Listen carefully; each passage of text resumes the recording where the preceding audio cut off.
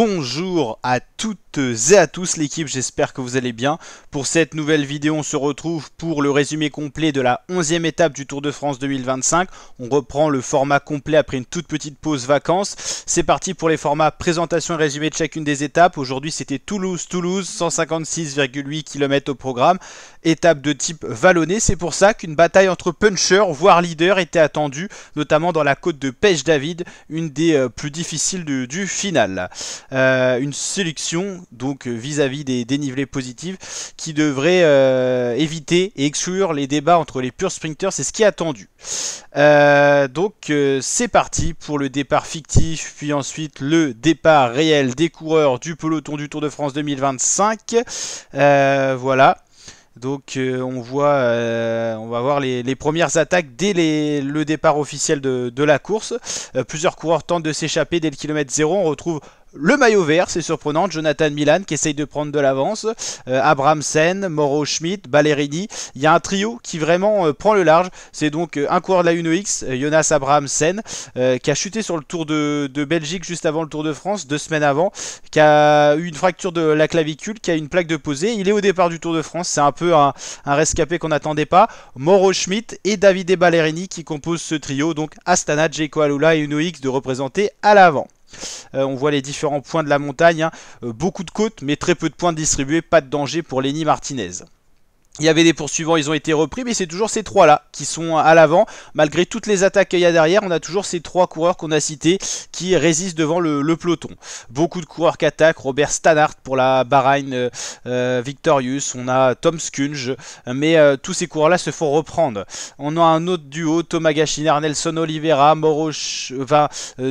Thomas Gachinard et Nelson Oliveira qui sont à la poursuite du trio, mais toujours le trio à l'avant.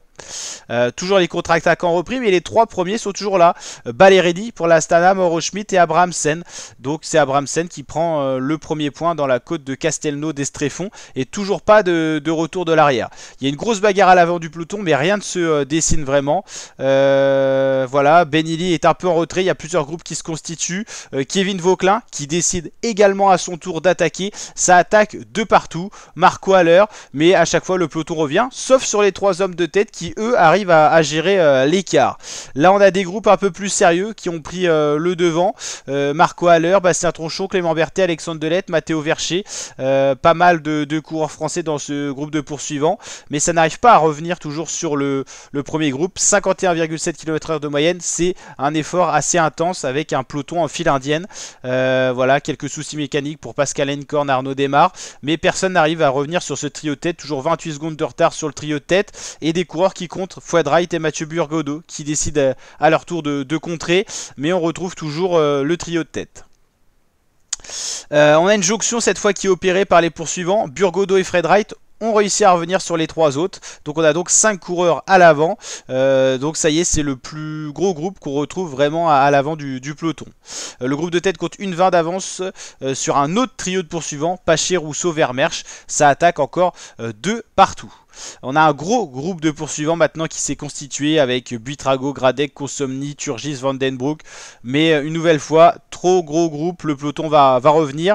Un groupe cette fois avec Wout van Aert, Axel Laurens, Chris Simons, Mathieu Van Der Poel et Arnaud Delis a l'air de se dessiner. Ça a l'air de laisser partir. Nelson Oliveira encore derrière.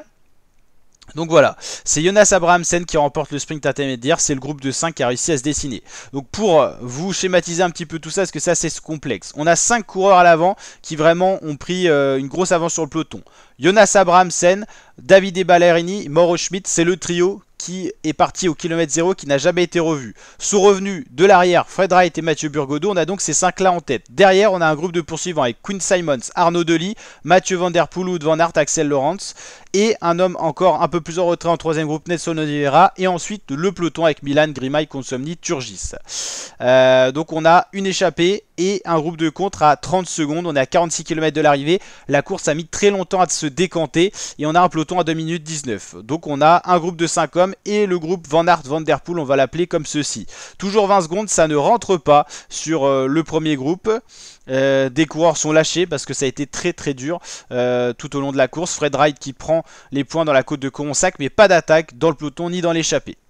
Ça va un petit peu moins vite, c'est normal, on est sur une route beaucoup plus vallonnée. Et c'est Quinn Simmons qui décide d'attaquer dans le groupe des poursuivants, parce qu'il voit que le groupe plafonne à 20 secondes. Et donc c'est le champion d'Amérique qui décide de placer une grosse accélération dans la côte de la vieille Toulouse, avant-dernière côte de la journée. Il espère tout donner pour revenir et boucher ses 20 secondes et réussir à jouer la gagne. Le problème, c'est que devant, ça attaque également, et on retrouve Schmitt et Abrahamsen qui sont les plus costauds. White et Burgodo un peu lâchés.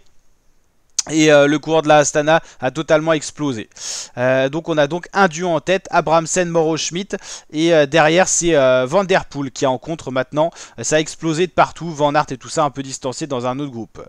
Voilà, Vauquelin a décidé d'attaquer dans le peloton, mais il est tout de suite repris par Jorgensen et tout ça, on ne veut pas le laisser partir. Un autre gros événement marquant dans le peloton, c'est la chute de Tadej Pogačar. En fait il va vouloir se ravitailler. Il y a un coureur de la Uno X qui va faire un écart et Pogačar va tomber sur le côté gauche de la route, sur cette sorte de piste cyclable verte. Donc Pogačar qui chute, mais Pogačar attendu par le groupe maillot jaune qui décide d'être très fair play.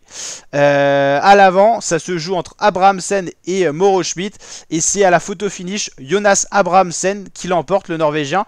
Première victoire sur le tour pour Uno X d'ailleurs, et Jonas Abrahamsen qui l'emporte devant Mauro Schmitt. Ça s'est joué à la photo finish.